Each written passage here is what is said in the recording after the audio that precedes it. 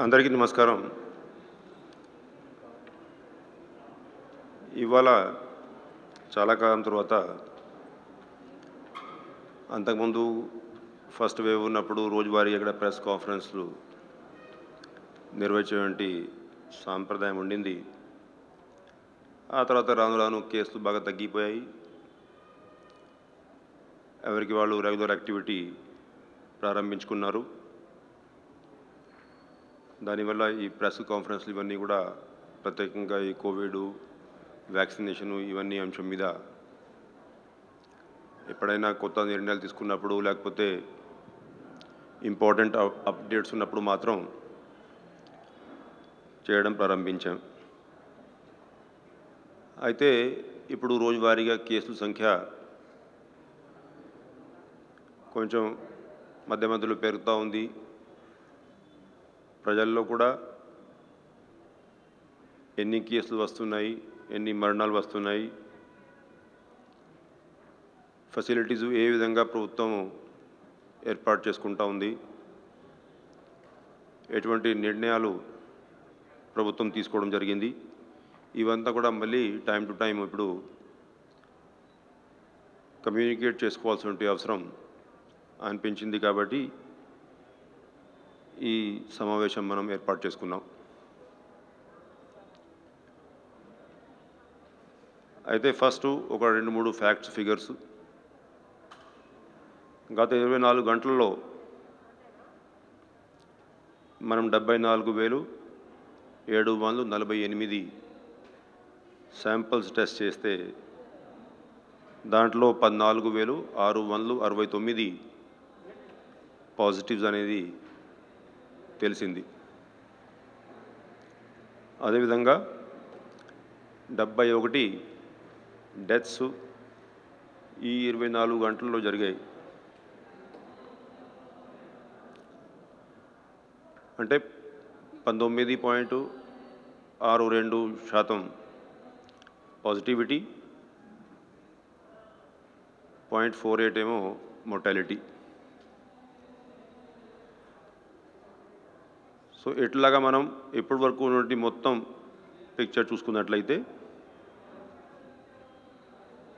1,62,17,831 total టెస్టులు నిర్వహిస్తే ఇప్పుడు వరకు 10,69,544 పాజిటివ్స్. అంటే ఓవరాల్ మనది ఇప్పుడు వరకు పాజిటివిటీ రేట్ ఏదైతే ఉందో అది 6.59. అదేవిధంగా 7,871 టోటల్ డెత్స్, అంటే ఓవరాల్ మోర్టాలిటీ రేటు 0.74. సో ఇవి ఓవరాల్ మనకి పాజిటివిటీ టెస్టుల విషయం. చేసినటువంటి టెస్టులు అన్నీ కూడా ఆర్టీపీసీఆర్ టెస్టులు. ఎందుకంటే గవర్నమెంట్ ఆఫ్ ఇండియా కూడా టైం టు టైం తెలియజేసింది, అంటే ఆర్టీపీసీఆర్ టెస్టులు ఎక్కువ చేస్తే మంచిది. ఆ ఉద్దేశంతో గవర్నర్లు, ముఖ్యమంత్రి వర్యులు 100% ఆర్టీపీసీఆర్ టెస్ట్ చేస్తే బాగుంటుంది అనేది ఒక నిర్ణయం తీసుకున్నారు. దానివల్ల ఇవన్నీ టెస్టులు కూడా ఆర్టీపీసీఆర్ టెస్ట్ మనం నిర్వహించాం.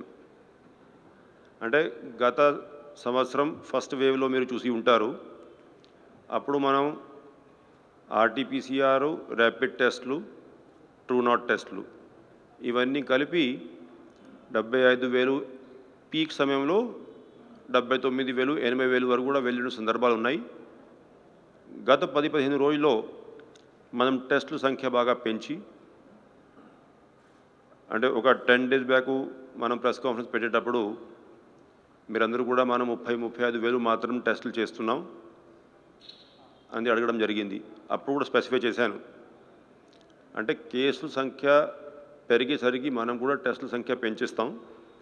వీలైనంత వరకు మనం ఆర్టీపీసీఆర్ టెస్టులు మాత్రం నిర్వహిస్తాం. సో ఆర్టీపీసీఆర్లోనే 75,000 ఆ రేంజ్లో మనం టెస్టులు చేయడం అనేది గత సంవత్సరం పీక్లో కూడా మనం చేయలేకపోయాం. అంటే అప్పుడు నుంచి మనం ఈ ఆర్టీపీసీఆర్లు టెస్టులు చేసేటువంటి కెపాసిటీని పెంచుకుంటూ వస్తున్నాం. ఇంకా ఈ ట్రూ నాట్లో కూడా కొంచెం రిలయబిలిటీ బాగుంటుంది కాబట్టి ట్రూ నాట్ టెస్ట్లు కూడా చేస్తే బాగుంటుందనే ఉద్దేశంతో ఆ సిస్టమ్ అంతా కూడా వర్కౌట్ చేస్తున్నాం. రేపు ఎల్లుండి ఈ ట్రూ నాట్ టెస్ట్లు కూడా ప్రారంభించబోతున్నాం. అవి చేసుకున్నట్లయితే దాదాపు 4,000 టెస్టులు ట్రూ నాట్లు కూడా నిర్వహించే అవకాశం ఉంటుంది. అయితే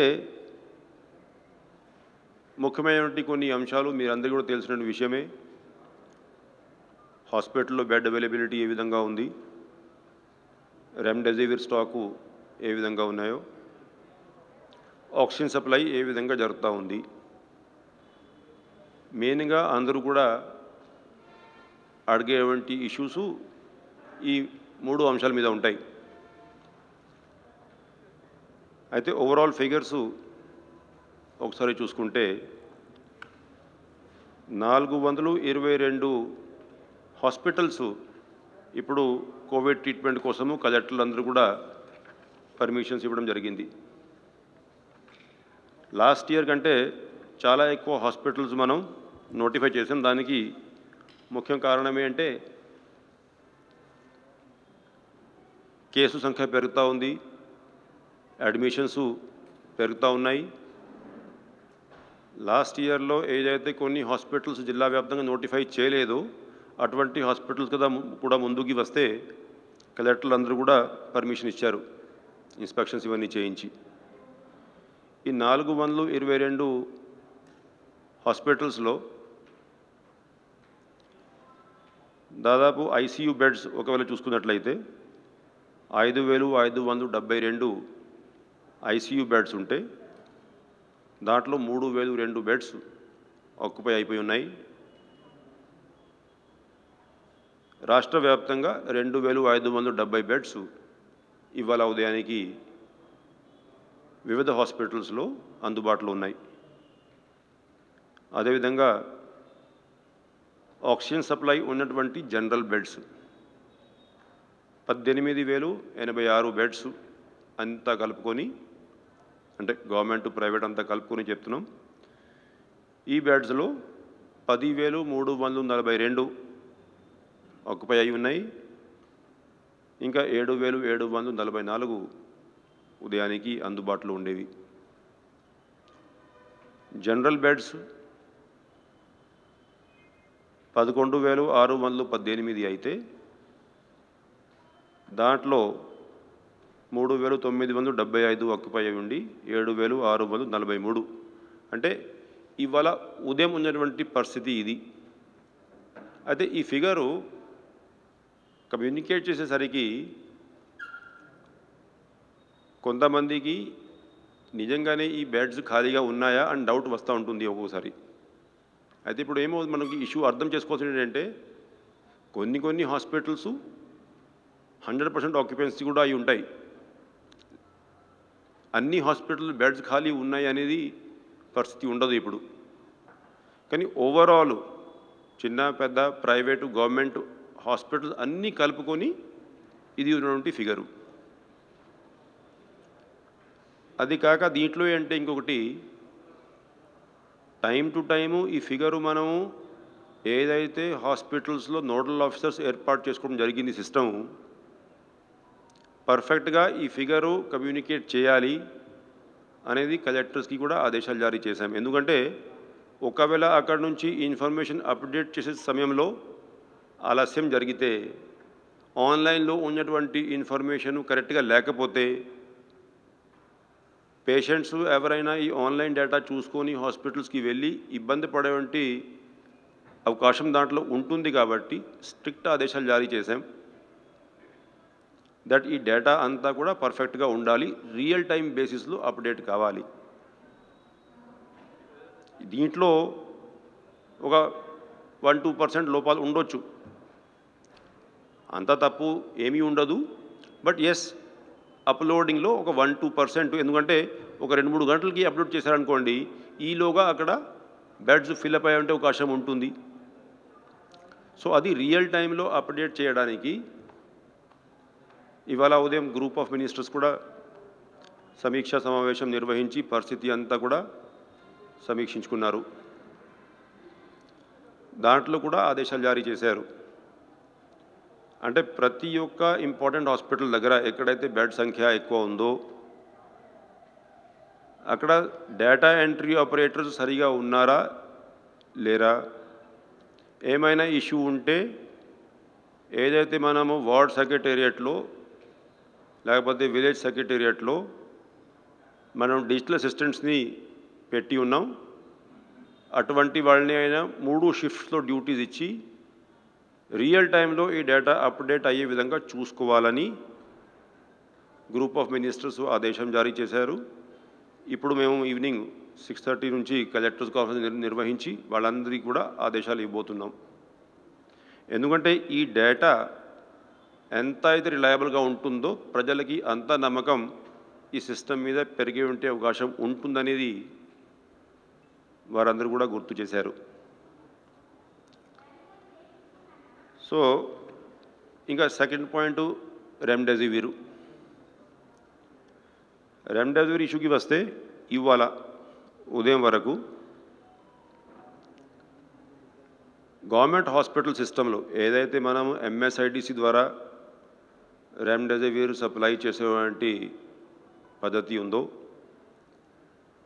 ప్రభుత్వ ఆసుపత్రుల్లో అన్నింటిలో కలిపి 28,994 రెమ్డెసివిర్ డోసులు జిల్లా వారీగా హాస్పిటల్ అన్నింటికీ అందుబాటులో ఉన్నాయి.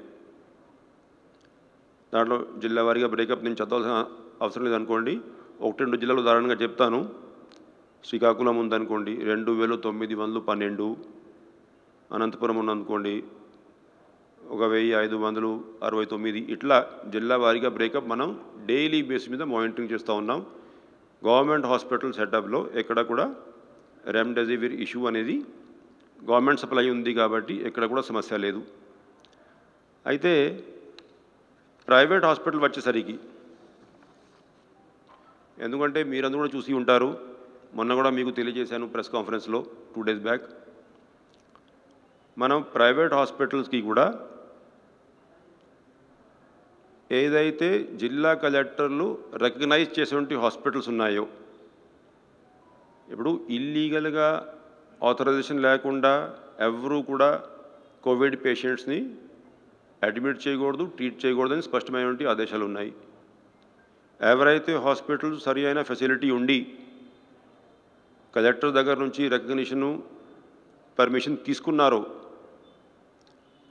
అది వాళ్ళు ఆరోగ్యశ్రీ కింద ఉండొచ్చు, టెంపరీ ఆరోగ్యశ్రీ కింద రికగ్నిషన్ తీసుకుని ఉండొచ్చు 3 monthsకి, లేకపోతే పూర్తిగా ప్రైవేట్ ట్రీట్మెంట్ అయినా ఆన్ పేమెంటు ప్రైవేట్ పేషెంట్స్కి ఇస్తూ ఉండొచ్చు. ఏ కేటగిరీ అయినా సరే ప్రైవేట్ హాస్పిటల్స్ ఏవైతే ఉన్నాయో వాళ్ళకి కూడా డ్రగ్స్ డిపార్ట్మెంట్ ద్వారా ఏడీ డ్రగ్స్ జిల్లా స్థాయిలో ఉన్నటువంటి ఆఫీసరు ఏ హాస్పిటల్ ఎంత స్టాక్ తీసుకుంటా ఉన్నారు, ఆ హాస్పిటల్కి ఎవరికైనా ఏమైనా కొరత ఉంటే గవర్నమెంట్ ఏ విధంగా సహాయం చేసుకోవాలి, ఏ విధంగా ఉపయోగపడాలి, ఏ విధంగా వాళ్ళకి రెమ్డెసివిర్ మనం మొబిలైజ్ చేసుకోవాలి, ఆ డేటా ఆ డీటెయిల్స్ ఇప్పుడు నేను మీకు తెలియజేస్తాను. 2 రోజుల క్రితం మనం ప్రెస్ కాన్ఫరెన్స్ పెట్టేటప్పుడు ఈ కొత్త విధానం ఏదైతే మేము ప్రవేశపెట్టాం, అంటే ప్రైవేట్ హాస్పిటల్స్కి రెమ్డెసివిర్ అవసరం ఉంటే వాళ్ళు అసిస్టెంట్ డైరెక్టర్ డ్రగ్స్ దగ్గర ఇండెంట్ పెట్టుకోవచ్చు.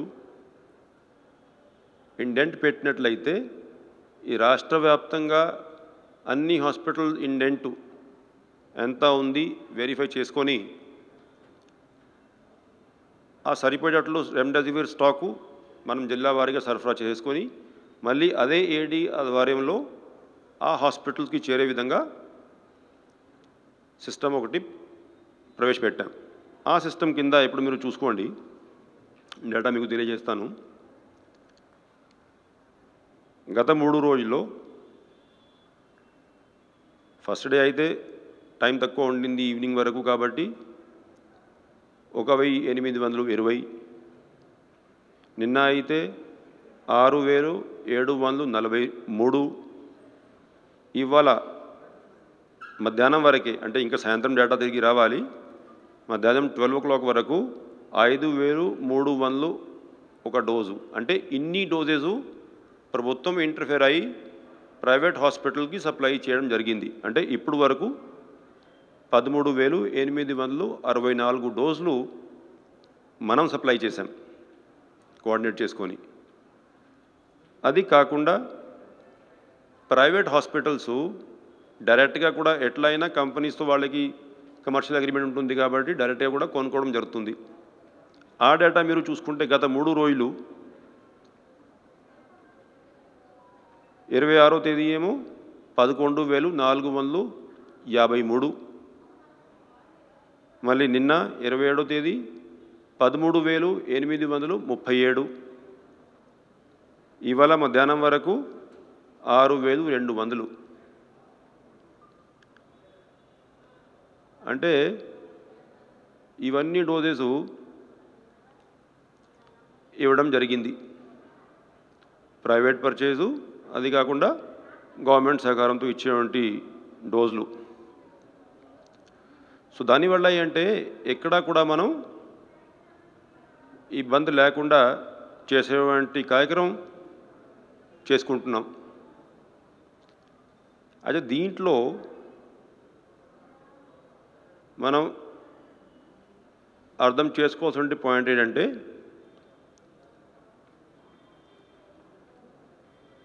ఎన్ని డోసెస్ మనము అంటే ఓవరాల్ మీరు చూసుకున్నట్లయితే గవర్నమెంట్ సప్లైతో కలిపి దాదాపు ఎంత 30,000 డోసులు ఈ 3 రోజుల్లో ఇప్పటి వరకు మనం ఇవ్వడం జరిగింది. సో 30,000 డోసులు ఓన్లీ ప్రైవేట్ హాస్పిటల్కి ఇస్తే, అది కాకుండా గవర్నమెంట్ హాస్పిటల్స్లో కూడా అందుబాటులో చాలా డోసెస్ మనం ఇందాక ఎందుకు డీటెయిల్స్ ఇచ్చాను. ఎక్కడ కూడా ఎవరికి ఎటువంటి షార్టేజు ఉండొద్దు. దీంట్లో ఇప్పుడు ఏమైనా కంప్లైంట్లు వస్తే ఆ కంప్లైంట్స్ ఎందుకు వస్తున్నాయి, షార్టేజు ఉంటే ఎందుకు షార్టేజ్ ఉంది అనేది డెఫినెట్గా మనం ఎంక్వైరీ చేసుకోవాల్సిన అవసరం ఎంతైనా ఉంది.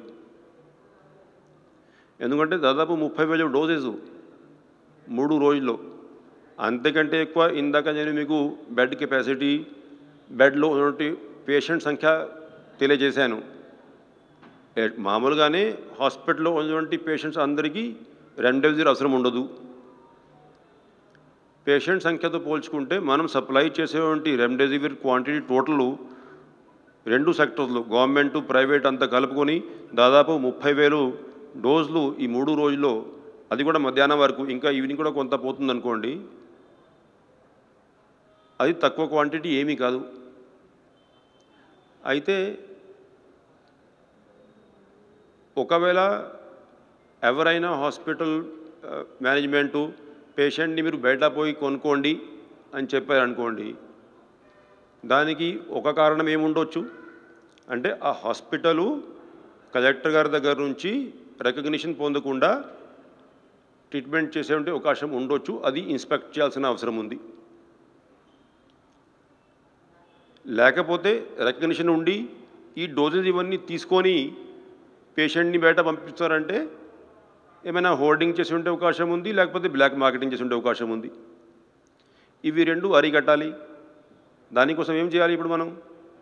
దానికోసమే మొన్న నేను మీకు తెలియజేశాను. అంటే జిల్లాలో ఈ ప్రైవేట్ హాస్పిటల్ నెట్వర్క్ అయితే ఉందో, ఎవరికైతే కలెక్టర్స్ పర్మిషన్ ఇచ్చారో, ఒక 5-6 హాస్పిటల్స్ని ఒక క్లస్టర్గా తీసేసుకొని ఆ హాస్పిటల్స్కి ఒక్కొక్క జిల్లా స్థాయి అధికారిని క్లస్టర్ ఇన్ఛార్జ్గా పెట్టి పోయి ఈ హాస్పిటల్స్ ఇవన్నీ కూడా ఇన్స్పెక్షన్స్ చేసుకోమన్నారు. ఏ విధంగా జరుగుతూ ఉంది. అది కాక ఆ క్లస్టర్ చుట్టుపక్కల ప్రాంతంలో ఏమైనా ప్రైవేట్ హాస్పిటల్ ఇల్లీగల్గా పేషెంట్స్ ట్రీట్మెంట్ ఇస్తూ ఉంటే అది కూడా పోయి ఇన్స్పెక్షన్ చేయాలని చెప్పి వాళ్ళకి ఆదేశాలు జారీ చేశాం. ప్రతి ఒక్క జిల్లాలో 3 డిపార్ట్మెంట్ అధికారులతో, దాంట్లో medical department, drugs department, vigilance department, 3 department అధికారులతో జిల్లా లెవెల్ ఫ్లయింగ్ స్క్వాడ్ ఒకటి ఏర్పాటు చేసుకొని ఎప్పటికప్పుడు కంప్లైంట్స్ దృష్ట్యా ఇన్స్పెక్షన్స్ చేసుకోమన్నాం. నిన్న జరిగాయి కూడా కొన్ని ఇన్స్పెక్షన్స్. ఈ 1-2 రోజుల్లో కొంత ఇంపాక్ట్ మనందరికీ కనపడుతుంది. దీంట్లోనే ఇవాళ గ్రూప్ ఆఫ్ మినిస్టర్స్లో బాగా డిస్కషన్స్ చేసి ఇదే అంశం మీద, ఎందుకంటే మనము ఎప్పుడైతే గవర్నమెంట్ తరఫున ఈ కోఆర్డినేషన్ బాధ్యత తీసుకున్నాము, అంతకుముందు అయితే సరే ఆ ప్రైవేట్ హాస్పిటల్ ప్రైవేట్గానే అక్వైర్ చేసేది, అది వేరే విషయం. ఎప్పుడైతే గవర్నమెంట్ ఇంటర్ఫియర్ అయ్యి ఈ బాధ్యత తీసుకుందో అప్పుడు మనము సప్లై చేసేటప్పుడు ఎక్కడా కూడా ఏ హాస్పిటల్ కూడా మన దగ్గర నుంచి కొంత సప్లై, ప్రైవేట్గా కొంత సప్లై ఇవి తీసేసుకొని పేషెంట్ లోడ్ కంటే ఎక్కువ కూడా రెమ్డెసివిర్ పొందే ఉంటే అవకాశం ఉంది. కాబట్టి అసిస్టెంట్ డైరెక్టర్ డ్రగ్స్కి స్పష్టంగా ఆదేశాలు జారీ చేశాం డీజీ ద్వారా. ప్రతి ఒక్క జిల్లాలో ప్రతి ఒక్క ప్రైవేట్ హాస్పిటల్ ఎన్ని డోసెస్ తీసుకుంటున్నారు వాళ్ళు, గవర్నమెంట్ తరఫున అయినా సరే లేకపోతే ప్రైవేట్ తరఫున అయినా సరే, మొత్తం కలిపి ఎన్ని డోసెస్ తీసుకుంటున్నారు, అవి వాళ్ళే పేషెంట్ లోడ్ ఎంత ఉంది, దాన్ని బట్టి అది అడ్జస్ట్ చేస్తే సరిపోయిందా, లేకపోతే మరీ ఎక్కువ డోసెస్ తీసుకొని బ్లాక్ మార్కెటింగ్ చేసేటువంటి అవకాశం దాంట్లోనే మిగిలిందా. మొన్న నేను మీకు చెప్పాను, అటువంటి లిస్టులు మేము మీడియాకి షేర్ చేస్తాం. ఆ లిస్ట్ కూడా ఉదాహరణంగా ఇది ఇప్పుడు నేను ఇచ్చి వెళ్తాను, అది కంప్లీట్ లిస్ట్ కాదనుకోండి, ఉదాహరణంగా తెచ్చాను ఇవాళ. రేపటి నుంచి ఫుల్ లిస్ట్ మీకు తెలియజేస్తాను. దీంట్లో నిన్న మేము ఇచ్చినటువంటి ప్రైవేట్ హాస్పిటల్స్కి ఏదైతే 6,743 డోసులు చెప్పాను మీకు, ఈ ఫుల్ వివరాలు ఉన్నాయి, అవి కాపీ తీసుకున్న తర్వాత 6,743 డోసెస్ మేము ఏ హాస్పిటల్కి ఎన్ని ఇచ్చాం. సో రేపటి నుంచి అంటే ఏ హాస్పిటల్కి మేము ఇచ్చాము, ఎన్ని డోసులు ఇచ్చాము, ఏ హాస్పిటల్ ప్రైవేటు మార్గాల్లో కూడా ఎన్ని డోసెస్ కొనుక్కున్నారు, టోటల్ కలిపి రోజువారీగా వాళ్ళు ఎన్ని డోస్ తీసుకున్నారు, ఈ విషయాలు అన్నీ మీడియాకి తెలియజేస్తాం, వెబ్సైట్లో పెడతాం. అప్పుడు మీకు కూడా క్లారిటీ ఉంటుంది, ప్రజలకి కూడా క్లారిటీ ఉంటుంది. హాస్పిటల్ ఇన్ని డోసు వ్యాక్సిన్ ఇంజక్షన్ కొనుక్కొని ఇంకా ఎందుకు బయట పోయి కొనుక్కొని రండి అని చెప్తా ఉన్నారు. అదేవిధంగా మీకు కూడా ఫీల్డ్ లెవెల్లో మీ స్టాఫ్కి కూడా తెలుస్తుంది ఎన్ని డోసులు ఇచ్చాక ఏం జరుగుతుంది ఆ హాస్పిటల్లో. మనం కూడా దాన్ని పర్ఫెక్ట్గా ఎక్కడ కూడా డైవర్షన్ జరగకుండా చూసుకునే అవకాశం ఉంటుంది. ఎందుకంటే స్ట్రిక్ట్ యాక్షన్ తీసుకోవాల్సిన అవసరం ఉంది. రెమ్డెసివిర్ ఈ పరిస్థితుల్లో ఇప్పటికే government of India pharmaceutical companies అందరితో మాడుకొని ఒక రేట్స్ ఫిక్స్ చేయడం జరిగింది. ఈ రెమ్డెసివిర్ ఏ కంపెనీ ఏ రేట్కి అమ్ముకోవాలని మనం కూడా జియో ఇచ్చాం. ఆ రేట్స్ని బట్టి private hospital private management treatment ఇస్తూ ఉంటే ఆ రేట్ తీసుకోవచ్చు, అంతకంటే ఎక్కువ తీసుకోకూడదు. సో రేట్స్ విషయంలో ఎక్కడ కూడా హాస్పిటల్లో ఇల్లీగల్ యాక్టివిటీస్కి పాల్పడితే డెఫినెట్గా వాళ్ళ మీద యాక్షన్ తీసుకోవాల్సిన అవసరం ఉంటుందనేది నేను మీకు మీ ద్వారా ప్రజలకి తెలియజేస్తున్నా. అదేవిధంగా ఇప్పుడు మనం ఆక్సిజన్ సప్లై, ఎందుకంటే అది కూడా చాలా ఇంపార్టెంటు. రోజువారీగా మనం ఆక్సిజన్ ఎంత ఇస్తున్నాం, ఇప్పుడు మీరు లాస్ట్ వేవ్లో మన దాదాపు అప్పుడు 260 వరకు 243 వరకు హాస్పిటల్స్ ఇవన్నీ కూడా అప్పుడు కోవిడ్ ట్రీట్మెంట్ ఇస్తూ ఉంటే పీక్ సమయంలో ఒక 2-3 రోజులు మనం దాదాపు 260 టన్నులు ఆక్సిజన్ ఉపయోగించుకున్నాం, లిక్విడ్ ఆక్సిజన్ ఏదైతే ఉందో. 260 టన్నులు ఆ రోజు పీక్ సమయంలో మనం ఉపయోగించిన, ఇవాళ రోజువారీగా నేను మీకు లాస్ట్ 3 డేస్ ఫిగర్ ఇస్తాను, అంటే అది ప్రైవేట్ గవర్నమెంట్ కలిపి చెప్తున్నాను నేను మీకు. 25వ తేదీ 418 టన్నులు, 26వ తేదీ 424 టన్నులు, 27వ తేదీ నిన్న 423 టన్నులు. ఇవి యాక్చువల్ అలాట్మెంట్ ఏదైతే మనం లిఫ్ట్ చేసుకొని సప్లై చేసినటువంటి వివరాలు ఇవి. సో ఇంత ఆక్సిజన్ ఇప్పుడు రాష్ట్రంలో మనం ఉపయోగిస్తూ ఉన్నాం. అయినా మీరందరూ చూసి ఉంటారు, ఒక్కోసారి కంప్లైంట్ వస్తూ ఉంటుంది, ఆక్సిజన్ తగ్గిపోయేటువంటి ప్రమాదం ఉంది, కొన్ని గంటల స్టాక్ మాత్రమే ఉంది, ఇటువంటి కంప్లైంట్ వచ్చినా మనం అప్పటికప్పుడు అటెండ్ అవుతున్నాం అనుకోండి. ఎందుకంటే ఇది రియల్ టైం మానిటరింగ్. ఇది పెద్ద నెలకి సరిపోయేటట్లు స్టాకు సేవ్ చేసేటువంటి పొజిషన్ ఉండదు దీంట్లో. రోజువారీగా మనం తీసుకురావడము, రోజువారీగా ఖర్చు అయిపోవడం. కాబట్టి కంటిన్యూస్ మానిటరింగ్ దీనికి అవర్ టు అవర్ చేయాల్సిందే. ఏ హాస్పిటల్లో యూసేజ్ ఏ విధంగా ఉంది చూసుకొని ఇంకా రాబోతున్న ట్యాంకర్లు ఏ జిల్లాకి పంపించాలా, ఎక్కడ పంపించాలి, ఇవన్నీ మానిటరింగ్. అది కాకుండా ఇంకొకటి అయితే మనం చేసాం, ఇదేమో లిక్విడ్ ఆక్సిజన్ సంగతి. ఆక్సిజన్ గ్యాస్ కొన్ని యూనిట్స్ ఉంటాయి, చిన్న చిన్న యూనిట్స్ ఏదైతే గ్యాస్ ఫామ్లో ఆక్సిజన్ సప్లై చేస్తూ ఉంటాయి. అవి కూడా కొన్ని డిఫంక్ట్ యూనిట్స్ ఉంటే అవి రీయాక్టివేట్ చేసాం. దానికి డీటెయిల్స్ మీకు చెప్తాను ఇప్పుడు. కొన్ని యూనిట్స్ ఇండస్ట్రియల్ ఆక్సిజన్ ఇస్తూ ఉంటే, ఎందుకంటే గవర్నమెంట్ ఆఫ్ ఇండియా కూడా ఇప్పుడు ఆదేశం జారీ చేసింది, ఇండస్ట్రియల్ యూసేజ్ ఆపేయాలి, వీలైనంత వరకు అంతా కూడా మెడికల్ ఆక్సిజన్కి మార్చుకోవాలి. దాని గురించి ఇప్పుడు మనం ఏం చేసాము, గత 4 రోజుల్లో మనం ఒక 4 యూనిట్స్ గుంటూరు జిల్లాలో సోవరెన్ ఆక్సిజన్ చెప్పేసి ఒక యూనిటు 2.5 టన్నులు, అనంతపురంలో లైఫ్ ఆక్సిజన్ ఒక యూనిటు 8.5 టన్నులు, కడప జిల్లాలో లైఫ్ లైన్ ఇండస్ట్రీస్ అనే ఒక యూనిటు 5 టన్నులు, కృష్ణా జిల్లాలో శక్తి ఇండస్ట్రియల్ గ్యాస్ అని చెప్పేసి 4.25 టన్నులు, అంటే టోటలు 20.25 టన్నులు మనం ప్రారంభించాం. అంటే ఇండస్ట్రీస్ డిపార్ట్మెంట్ వాళ్ళకి కావాల్సినటువంటి ఏర్పాట్లన్నీ చేసుకొని ఇవి ఇప్పటికే ప్రారంభించుకోవడం జరిగింది. వచ్చే 5 రోజుల్లో మళ్ళీ ఇంకా అదనపుగా 26 టన్నులు ప్లాన్ చేసాం మనం ఎక్స్ట్రా గ్యాసెస్ ఆక్సిజన్. ఎక్కడెక్కడ అంటే గుంటూరు జిల్లాలో జోసిల్ లిమిటెడ్, అనంతపూర్ జిల్లాలో సాయి కృష్ణ ఆక్సిజను, అనంతపూర్ జిల్లాలోనే వేదిక్ ఇస్పాత్, విశాఖపట్నంలో కోరమండల్ గ్యాసెస్, నెల్లూరు జిల్లాలో కృష్ణ తేజ ఇండస్ట్రీస్. ఈ 5 యూనిట్స్లో ప్రొడక్షన్లో ఉన్నటువంటి ఇండస్ట్రియల్ ఆక్సిజన్ని మెడికల్ ఆక్సిజన్ కింద ఆ యూనిట్స్ మార్చుకొని 26 టన్నులు ఎక్స్ట్రా ఇచ్చేటువంటి అరేంజ్మెంట్స్ చేసుకున్నాం. ఎందుకంటే ఈ ఆక్సిజన్ లిక్విడ్ ఏదైతే గ్యాసెస్ ఫామ్లో ఆక్సిజన్ ఉంటుందో అది మనం ఎక్కువ డిస్టెన్స్ ట్రాన్స్పోర్ట్ చేయలేము. కాబట్టి అది అక్కడికక్కడ ఈ సిలిండర్ ఫిల్లింగ్కి వాటికి ఉపయోగపడుతుంది. దానికోసం మనం ఈ ఏర్పాట్లు చేసుకున్నాం. అంటే వీలైనంత వరకు ఆక్సిజన్ ఏదైతే ఉందో అవైలబిలిటీ అంతా కూడా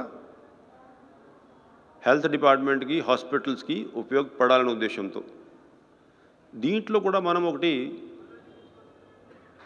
ఇంపార్టెంట్ అంశం గమనించాల్సిన అవసరం ఏంటంటే, మీ ద్వారా నేను ప్రజలందరికీ కూడా తెలియజేస్తూ ఉన్నాను, ఇప్పుడు లాస్ట్ ఇయర్ పీక్లో ఉన్నా కూడా మనం 260 టన్నులు మాత్రమే ఉపయోగించుకున్నాం. ఇవాళ ఇప్పటికే 400 టన్నులు దాటిపోయి ఖర్చు పెడతా ఉన్నాం.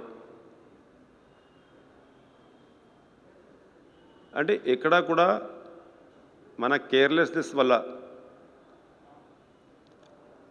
అవసరం లేని చోట ఆక్సిజన్ ఇచ్చేవంటి ఎక్కడైతే కేసులు ఉన్నాయో అవి తగ్గించుకొని, ఎక్కడైనా మన సూపర్విజన్ లోపం వల్ల ఆక్సిజన్ వృథా పోతూ ఉంటే అది అరికట్టుకోవాల్సిన అవసరం ఉంది. హాస్పిటల్స్లో గవర్నమెంట్ ఆఫ్ ఇండియా కూడా ఆదేశం జారీ చేసింది, ప్రతి ఒక్క హాస్పిటల్లో ఆక్సిజన్ ఆడిట్ నిర్వహించాలి. ఇన్స్పెక్షన్స్ చేసి కేసుల వారీగా నిజంగా అవసరం ఉన్న పేషెంట్స్కి మనం ఆక్సిజన్ ఇస్తున్నామా.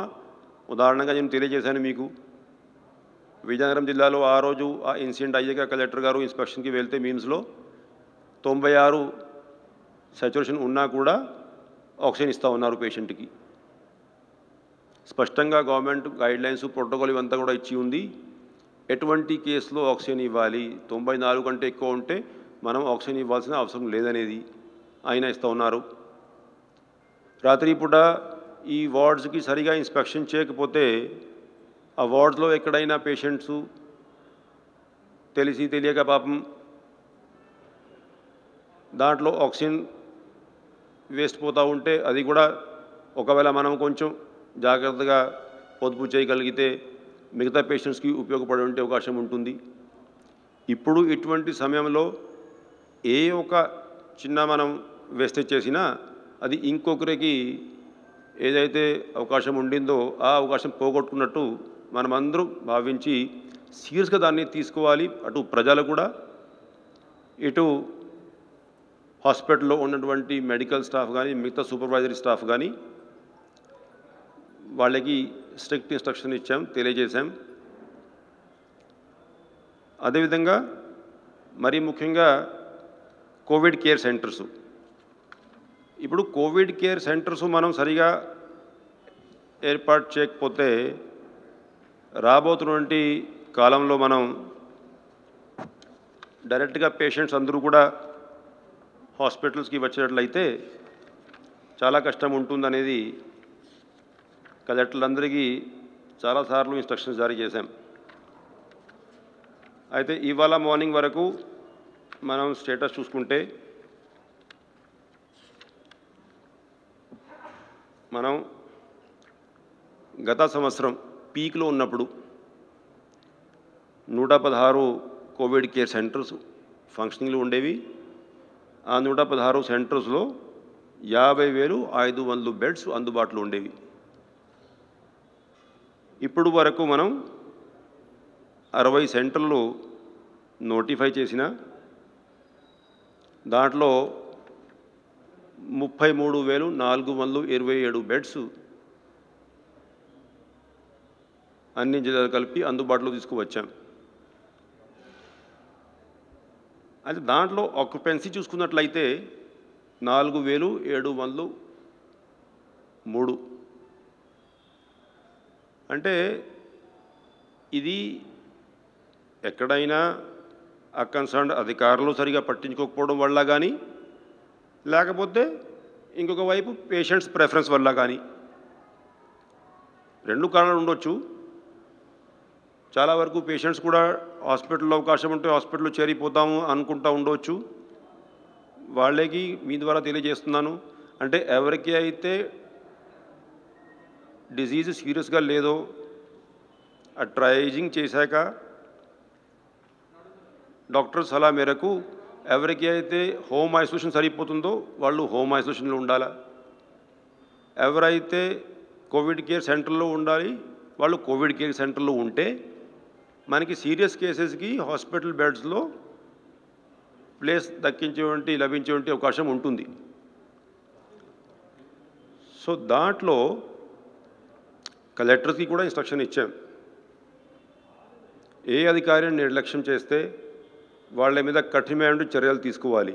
ఇప్పుడు ఏదైతే ఫిగర్ మనం ఇస్తున్నామో ఇన్ని కోవిడ్ కేర్ సెంటర్స్ ఉన్నాయి, అది నిజంగా ఒకవేళ అక్కడ లేకపోతే స్ట్రిక్ట్ యాక్షన్ ఉంటుందనేది అందరికీ ఇన్స్ట్రక్షన్ జారీ చేశాం. ఎందుకంటే ప్రజలు కూడా ఆ కోవిడ్ కేర్ సెంటర్స్లో ప్రభుత్వం ఏదైతే నిధులు ఇచ్చిందో అవి సద్వినియోగం చేసుకొని ఏర్పాట్లన్నీ కూడా అక్కడ మెడికల్ ఫెసిలిటీ ఉండాలి, round the clock sanitation, food ఇవన్నీ సరిగా ఉండాలి. మెడికల్ ఫెసిలిటీ అందుబాటులో ఉండి అంబులెన్స్ అందుబాటులో ఉంటే ప్రజలు కూడా అక్కడ ఉండడానికి ఇష్టపడతారు. ఫెసిలిటీస్ లేకపోతే అంబులెన్స్ ఇవన్నీ అందుబాటులో లేదనుకోండి, రేపు నాకు అవసరమైతే ఎక్కడికి పోతాను ఆ టెన్షన్లో కూడా ప్రజలు కోవిడ్ కేర్ సెంటర్స్కి ఇప్పుడు రాకపోవచ్చు. సో ఈ ఫెసిలిటీస్ ఇవన్నీ కూడా 100%గా ఉండే విధంగా ఏ విధంగా అయితే లాస్ట్ వేవ్లో మనం చేసాం, మెడికల్ ఫెసిలిటీతో సహా రౌండ్ ద క్లాక్ మెడికల్ స్టాఫ్తో సహా టెస్టింగ్ ఫెసిలిటీస్ ఇవన్నీ అవంతా కూడా అందుబాటులో తీసుకురావాలనేది కలెక్టర్లు అందరికీ స్ట్రిక్ట్ ఇన్స్ట్రక్షన్ ఇచ్చాం. ఇవాళ కూడా సాయంత్రం కోవిడ్ కేర్ సెంటర్ వైజ్గా వాళ్ళని రివ్యూ చేయబోతున్నాం.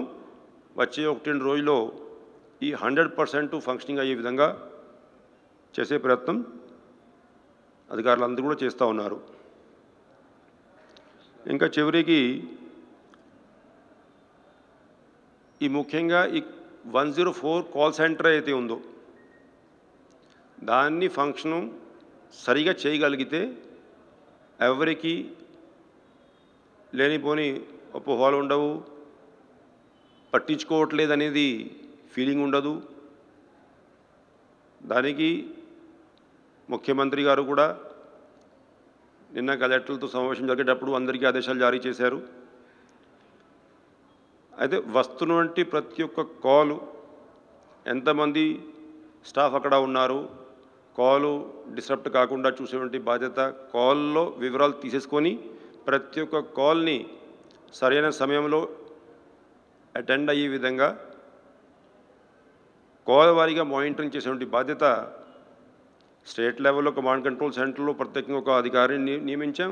అదేవిధంగా జిల్లాల్లో కూడా ఆ కంట్రోల్ రూమ్ని చూసేటువంటి బాధ్యత, అదేవిధంగా గవర్నమెంట్ హాస్పిటల్స్లో ఉన్నటువంటి ఫెసిలిటీస్ చూసేటువంటి బాధ్యత, ఏదైతే అక్కడ జాయింట్ కలెక్టరు అంతకుముందు విలేజ్ వార్డ్ సెక్రటేరియట్ డెవలప్మెంట్ చూసేవారు, వారికి మిగతా సబ్జెక్ట్స్ ఇవన్నీ కూడా ఈ విలేజ్ సెక్రటేరియట్, ఈ వార్డ్ సెక్రటేరియట్ ఇవంతా ఆ పని అంతా కూడా మిగతా జాయింట్ కలెక్టర్స్కి అప్పచెప్పి ఈయనే ఒకరే ఈ పని మీద మాత్రం పూర్తిగా దృష్టి సారించుకోవాలని చెప్పేసి ఆదేశాలు జారీ చేశాం.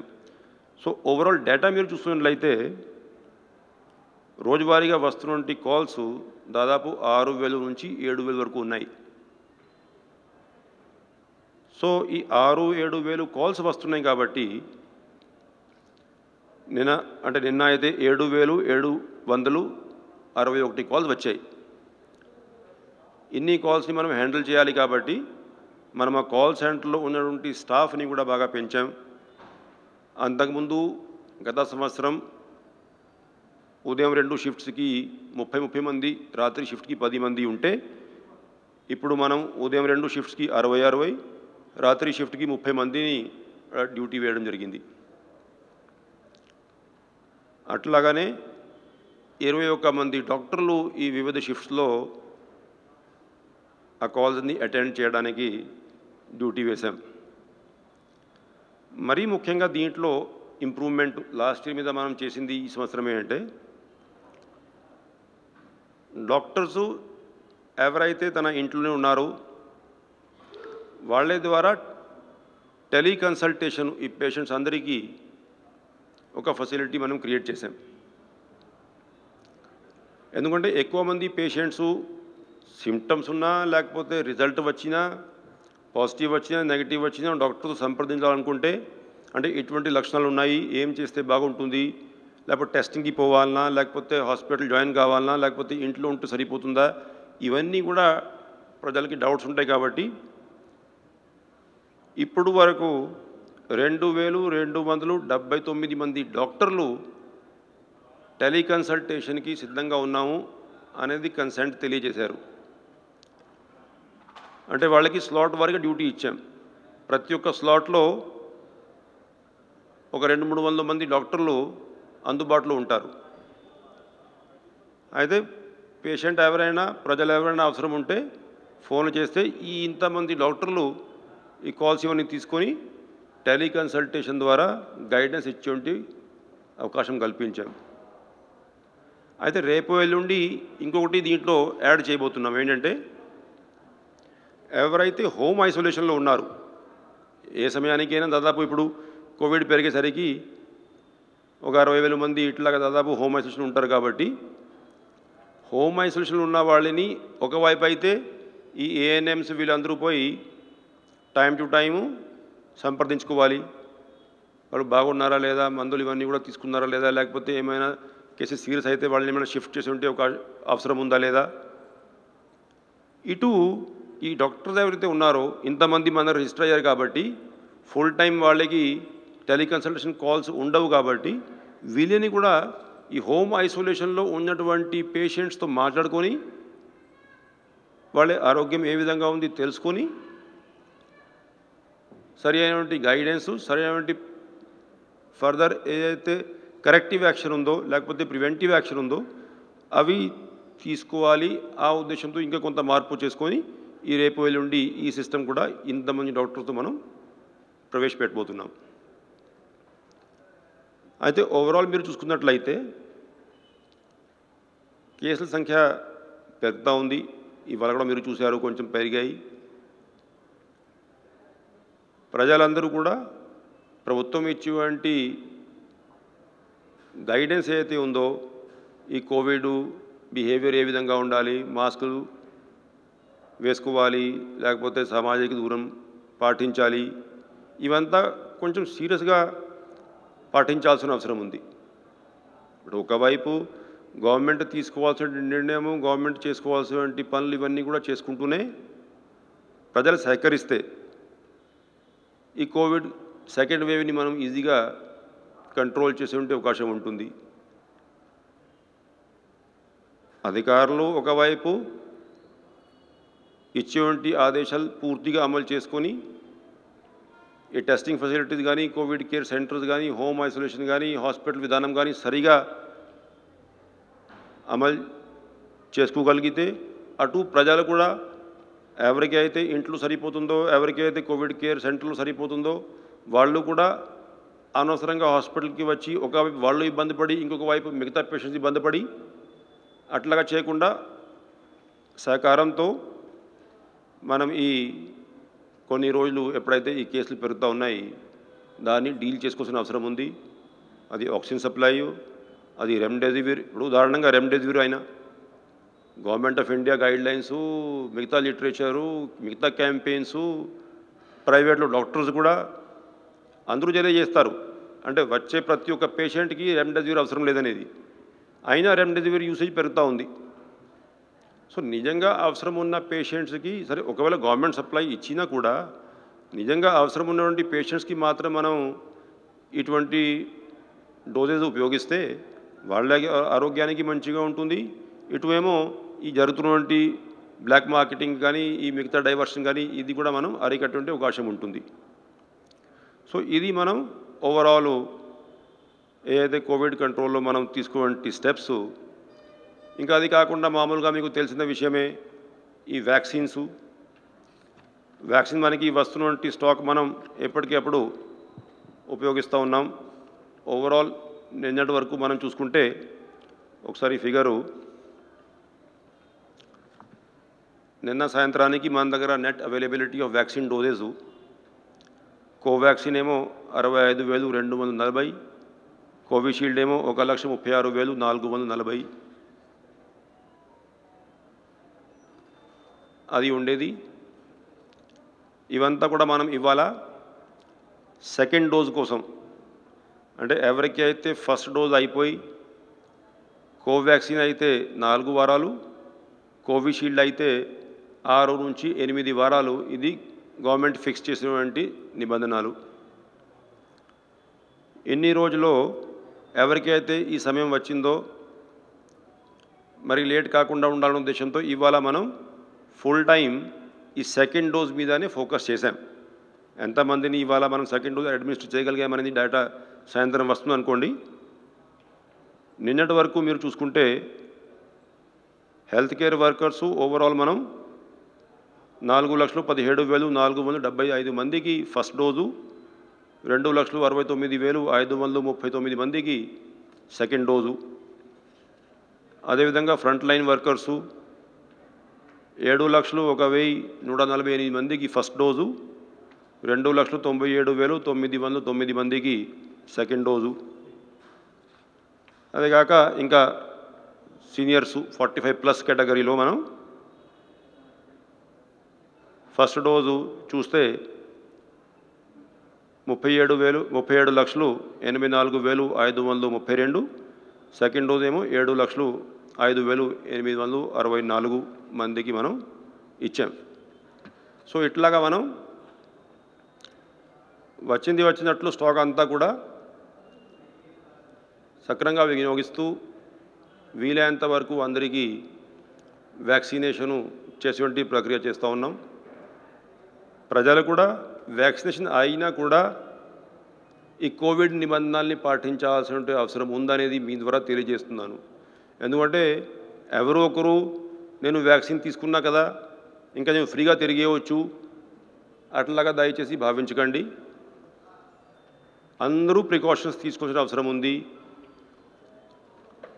రాష్ట్రమంతా కూడా వ్యాక్సిన్ పూర్తి అయి మనం పూర్తిగా ఈ కోవిడ్ సమస్యని అరికట్టేంత వరకు, పూర్తిగా విజయం సాధించే వరకు ఈ ప్రికాషన్స్ ఇవన్నీ కూడా అందరూ పాటించాలనేది మీ ద్వారా నేను ప్రజలందరికీ విజ్ఞప్తి చేస్తూ సెలవు తీసుకుంటున్నాను.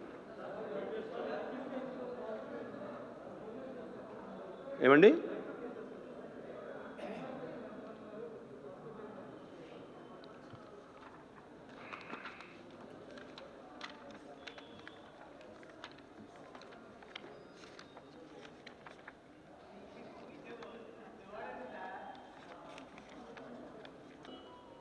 డెబ్బై 75,209 మంది ఉన్నారు. కోవిడ్ కేర్ సెంటర్స్ నేను ఇందాక ఫిగర్స్ మీకు తెలియజేశాను. ఇంకా అది కాకుండా నేను మీకు బెడ్ వారీగా హాస్పిటల్లో ఉన్న సంఖ్య కూడా ఐసీయూ బెడ్లో ఎంతమంది, జనరల్ బెడ్లో ఎంతమంది, అది కూడా డీటెయిల్స్ నేను మీకు షేర్ చేశాను. అది కావాలంటే ప్రింట్ ఇవంతా కూడా నేను మీకు ఇచ్చి వెళ్తాను, అవి తీసుకోండి. హోమ్ ఐసోలేషన్ మాత్రం అదనపు ఇన్ఫర్మేషన్ కాబట్టి 75,209 మంది హోమ్ ఐసోలేషన్లో ఉన్నారు. గవర్నమెంట్ సప్లై ఎంత తీసుకున్నారు, ప్రైవేట్ సప్లై ఎంత తీసుకున్నారు, పేషెంట్స్ ఎంతమంది, నిజంగా ఆ హాస్పిటల్కి ఇన్ని డోసులు అవసరమా, ఇవి అనాలిసిస్ చేసుకొని ఎక్కడైతే సస్పీషియస్గా ఉంటుందో అక్కడ ఇన్స్పెక్షన్స్ చేసి యాక్షన్ తీసుకుంటాము స్పష్టమైనటువంటి ఆదేశాలు జారీ చేశారు.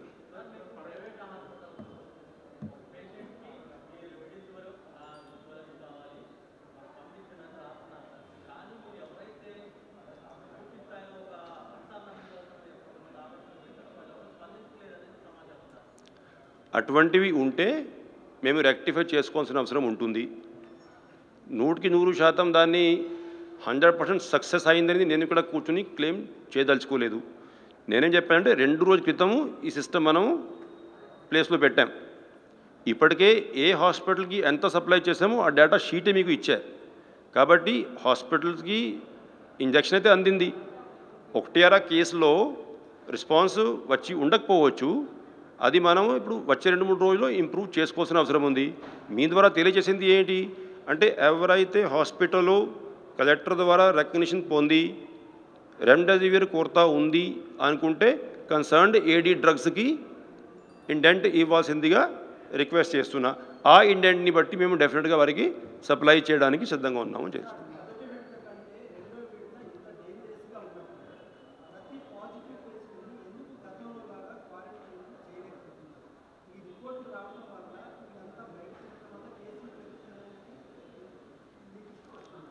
ఇప్పుడు టెస్టులు చేసి ప్రతి ఒక్క కేసు ఇందాక నేను మీకు వివరాలు ఇచ్చింది, దాంట్లో 3 కేటగిరీ వివరాలు ఇచ్చాను. హోమ్ ఐసోలేషన్లో ఎంతమంది, కోవిడ్ కేర్ సెంటర్లో ఎంతమంది, హాస్పిటల్స్లో వివిధ స్టేజెస్లో అంటే జనరల్ వార్డులో, ఆక్సిజన్లో, ఐసీయూలో ఎంతమంది పూర్తిగా వివరాలు ఇచ్చాను. కాబట్టి కంట్రోల్ చేయలేకపోతున్నది కాదు, కానీ అంటే కేసులు ఆంధ్ర రాష్ట్రమే కాదు దేశం అంతా పెరుగుతూ ఉన్నాయి. వేవ్ వచ్చినప్పుడు కేసులు పెరగడం సహజం, కానీ అప్పటికప్పుడు మనం ఏర్పాట్లు అదే స్థాయిలో చేస్తూ ఉండాలి. ముఖ్యంగా మనకి లాస్ట్ వేవ్కి ఈ వేవ్కి మెడికల్ పరంగా పక్కన పెడితే అరేంజ్మెంట్స్లో మనం చూసుకుంటే డెఫినెట్గా కోవిడ్ కేర్ సెంటర్లో ఉన్నటువంటి కేసుల సంఖ్య బాగా తక్కువ ఉంది. అది ఇప్పుడు మనం ప్రజల సహకారంతో సరైన ఫెసిలిటీస్ అక్కడ క్రియేట్ చేసుకొని ఏర్పాటు చేసే ప్రయత్నం చేస్తూ ఉన్నాము. అది మనం సరిగా చేయగలిగితే ఆటోమేటిక్గా హాస్పిటల్ మీద లోడు తగ్గించే అవకాశం ఉంటుంది.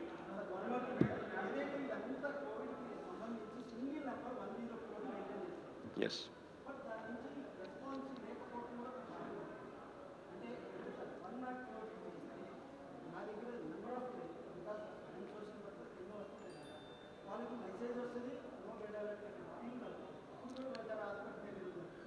ఇప్పుడు మనం ఏంటి 7,000 ఫోన్ కాల్స్ వస్తే ఒక 20 ఫోన్లు, ఒక 100 ఫోన్లు, ఒక 50 ఫోన్లు ఉంటే ఉండొచ్చు. నేను ఏది కూడా ఇక్కడ కూర్చుని 100% అయిపోయింది అనేది క్లెయిమే చేయదలుచుకోలేదు. ఎందుకంటే ఇంత పెద్ద వ్యవస్థలో ఒక్కొక్కసారి ఆలస్యం ఉంటుంది. దానికి కారణం ఏంటి?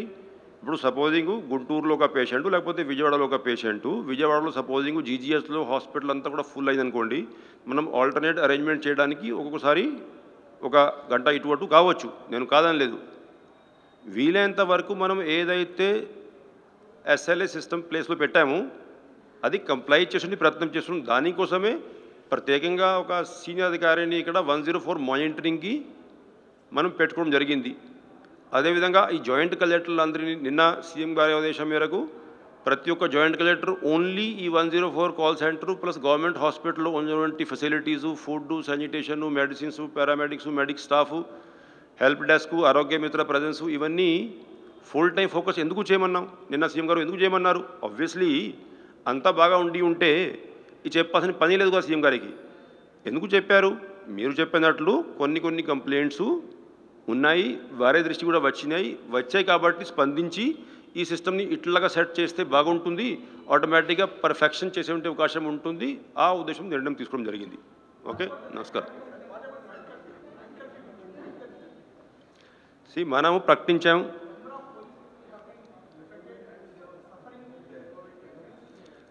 ఇప్పుడు yes it is useful, why it's not useful? మనం సిట్యువేషన్ని బట్టి గవర్నమెంట్ ఆఫ్ ఇండియా కూడా టైం టు టైం ఇచ్చి గైడ్లైన్స్ని బట్టి గవర్నర్లు, ముఖ్యమంత్రి వర్యులు, అదేవిధంగా group of ministers time to time సమీక్షించుకొని నిర్ణయాలు తీసుకోవడం జరుగుతూ ఉంది. నైట్ కర్ఫ్యూ ఇప్పుడు అవసరం అనుకున్నప్పుడు ప్రకటించాం. నైట్ కర్ఫ్యూ కాదు, 50 మంది కంటే ఎక్కువ కూడా ఎక్కడ కూడా ఏ గ్యాదరింగ్లో కూడా ఉండొద్దు అని నిర్ణయం తీసుకున్నాం. సో ఏదైతే స్టెప్స్ అవసరం ఉన్నాయో అవి తీసుకుంటా ఉన్నాం. రెండోది, ఇప్పుడు మీరు చెప్పింది పోలీస్ యంత్రాంగానికి కోవిడ్ డ్యూటీ చేస్తున్నప్పుడు ఫ్రంట్ లైన్లో ఎవరైతే డ్యూటీ చేస్తారో ఎవరికి అయినా కోవిడ్ సోకేటువంటి ప్రమాదం ఉంది. అయితే ఇటువంటి ఎవరైతే పోలీస్ యంత్రాంగం కానీ, ఏపీఎస్ఆర్టీసీ యంత్రాంగం కానీ, మిగతా వాళ్ళు కానీ, అంటే అప్పటికే మనం వాళ్ళందరికీ వ్యాక్సినేషన్ పర్టికులర్లీ పోలీస్ యంత్రాంగానికి అందరికీ వ్యాక్సినేషన్ కూడా సెపరేట్గా మనం చేయడం జరిగింది అనుకోండి. అది కాక ఒకవేళ అటువంటి గవర్నమెంట్ స్టాఫ్కి ఎక్కడైనా అవసరమైతే కోవిడ్ కేసు ఉంటే ట్రీట్మెంట్లో వారికి ప్రయారిటీ ఇవ్వాలి, వాళ్ళకి ఎక్కడ కూడా ల్యాబ్స్ లేకుండా ఉండాలి, ల్యాబ్సెస్ జరగకుండా ఉండాలనేది ఇవాళ జీఎంలో కూడా డిస్కషన్ వచ్చింది. సో దట్ కలెక్టర్కి క్లారిటీ ఇస్తాం ప్రయారిటీ. ఎందుకంటే వీళ్ళంతా కూడా బాగా రిస్క్ తీసుకొని డ్యూటీ చేస్తున్నారు కాబట్టి నిర్భయంగా డ్యూటీ చేయాలంటే వాళ్ళకి నమ్మకం ఉండాలి. అంటే ఒకవేళ మాకు కోవిడ్ సోకితే గవర్నమెంటు మమ్మల్ని ఆదుకుంటేది. ఆ ఉద్దేశంతో ప్రత్యేకంగా వాళ్ళకి ప్రయారిటీ ఇచ్చి కూడా ట్రీట్మెంట్ ఇవ్వాలనేది కూడా గ్రూప్ ఆఫ్ మినిస్టర్స్ డిస్కషన్లో ఆదేశాలు జారీ చేశారు. Thank you.